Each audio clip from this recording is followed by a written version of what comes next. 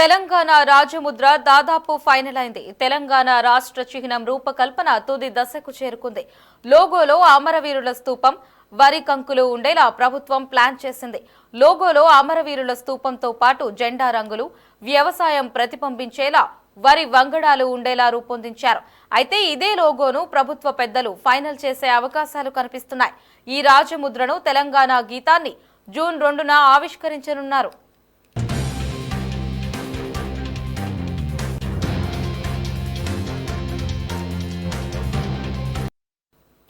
తెలంగాణ రాజముద్ర దాదాపు ఫైనల్ అయింది. తెలంగాణ రాష్ట్ర చిహ్నం రూపకల్పన తుది దశకు చేరుకుంది. లోగోలో అమరవీరుల స్తూపం, వరి కంకులు ఉండేలా ప్రభుత్వం ప్లాన్ చేసింది.